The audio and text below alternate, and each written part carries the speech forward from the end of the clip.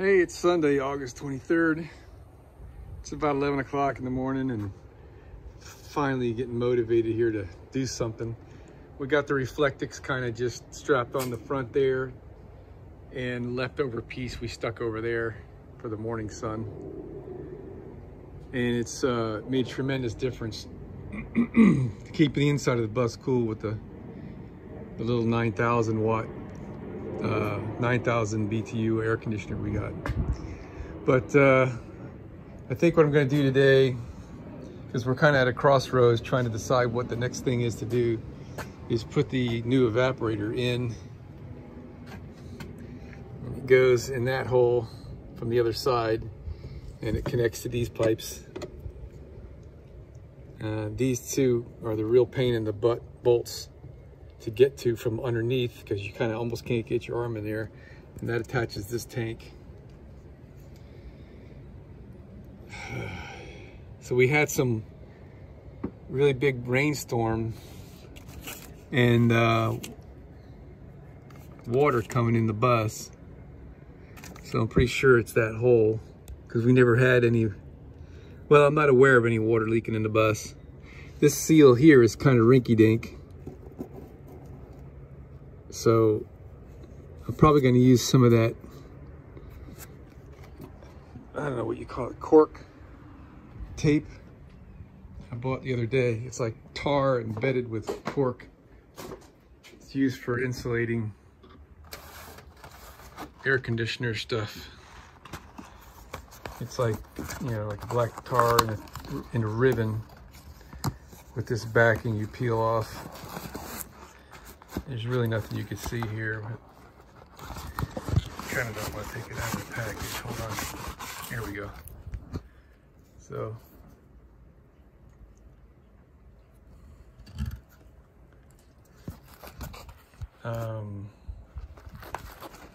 probably put some of that on there too to help seal, but not until I'm absolutely sure that this thing doesn't have any leaks in it. Got some PAG oil I can use for applying to the seals.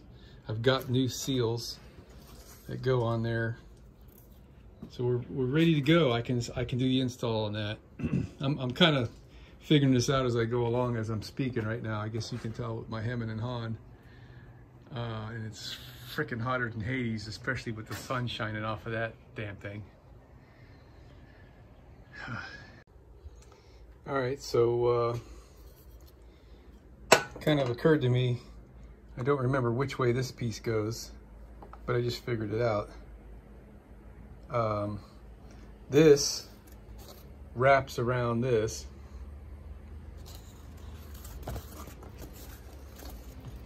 and there's an impression right there of where this thing went. So it would not have been this way, because that doesn't match, right? I mean, it goes this way.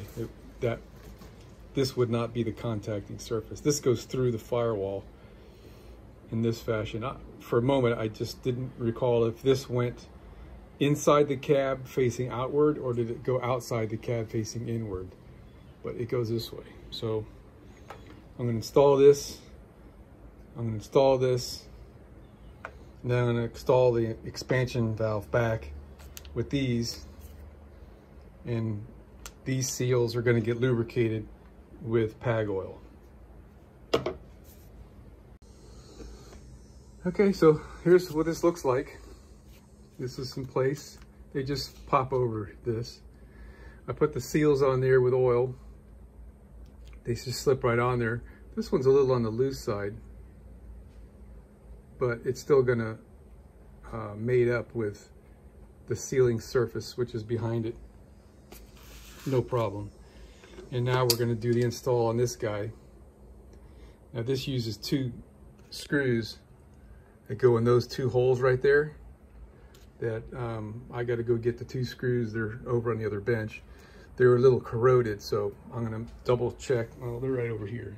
I'm gonna clean these things up and run a tap over them to make sure the threads are nice and clean. And I'm gonna coat them with some Never Seas so I don't have to worry about them rusting up. And if I ever have to replace this evaporator again, I'm assured they'll come right out. After I clean them up and coated them with Never Seas, I'm gonna install them right there. Okay, there's what she looks like in place. So you can see there's really not that much of a seal there. This thing is not that tight, and it's only pushed from the back, but excuse me, by the little plastic cover. So I was thinking about putting that rubber seal stuff around here just to create kind of an awning, if you will. So if any water starts dripping, see, like right there, looks like there's a, oh, that's just a reflection, I guess. But water could be dripping, and that's on top. Well, I don't know. We'll definitely give this thing a good leak check. So I'm gonna pull off the tape and the little seals I got on here, and we're gonna make this connection next. Now, there's one screw that goes there. I gotta go find it. It might be that one right there. It says stainless, and all the others are different. That's probably it. I think I'll Never Seize that one too, just to be on the safe side. All right, so I thought I'd take a couple minutes and share with you guys my homemade rig for charging, servicing air conditioning systems. So this is a standard R134 gauge set that I modified. Well, the first thing you'll notice is the glass is not there. It cracked, so I just replaced it with a piece of metal. No biggie. It didn't really show me anything anyway. But the real modifications are this adapter that I made allows me to apply gas on the low side while I'm vacuuming off the high side. Okay, so what I did on the bus here a moment ago is I hooked this up to my vacuum pump, and I hooked my high and my low to my AC system, and I opened up both the high and the low valves, and I pulled a vacuum as much as I could get in it. Then I closed the low valve so that blocks the hose port from the vacuum pump. I left the high side open, so vacuum is still pulling off the high side. Vacuum pump is still running. And with this valve closed, I crack this one and allow R134 to enter into the low side. So I'm purging out from the low side to the high side. And then I close off my gas when I feel like I've purged enough, and continue to pull vacuum and purge out all that I've purged, or vacuum out all that I've purged. Cool? I'm not getting cooked out here. So this, you can see, doesn't fit all that tight. I got the insides fully assembled. And if we get a leak here, it's gonna leak water inside the cab.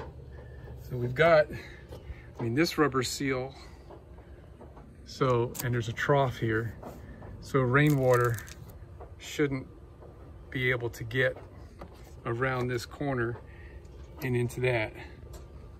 But nonetheless, I want to seal this, and I'm going to use some of that cork tape right there. So we're going to cut pieces of this the right length, and then peel off this plastic and the paper stuff, and hopefully not have any difficulties with it. I'm going to apply this stuff from the bottom and work my way up, so it's kind of like shingles, if you know what I mean, roofing shingles. All right, this is how it came out. So this is called cork tape. It's like tar embedded with particles of cork, I guess. And it's super, super sticky, gooey stuff. And it's got this cellophane on one side That's why it's not sticking to me. And the paper stuff you pull off the other side. I guess this is supposed to be this way because you can't peel this clear plastic stuff off. It's permanently stuck on there. If you try, it just destroys it.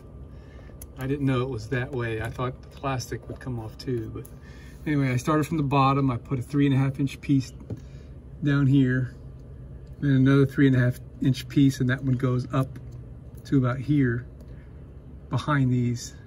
Then I put a vertical piece here just to fill the gap, and I put a vertical piece over there. You can see a piece of it peeking out right there. And then I put a 5-inch piece across here, and it acts like a little awning over these guys.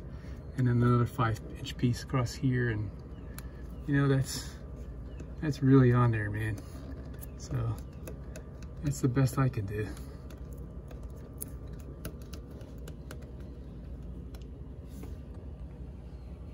Something I didn't mention is before I apply the cork tape, I'm cleaning the surface very clean.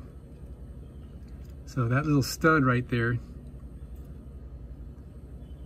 I noticed it's got no nut on it.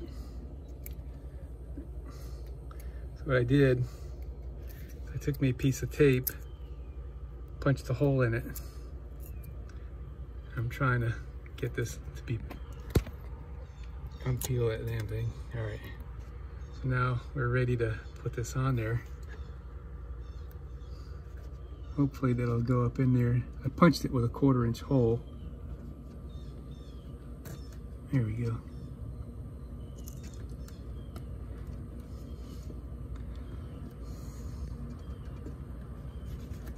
Little seal. Yeah, just in case that wants to leak.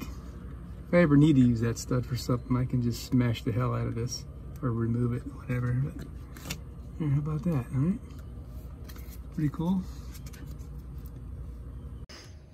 So I thought I would, before I put the air filter and all the stuff back in here, give this thing a leak test. And I took the garden hose on full force and stuck it in here to simulate a torrential downpour. And it over flooded the air box, and it leaked on the inside.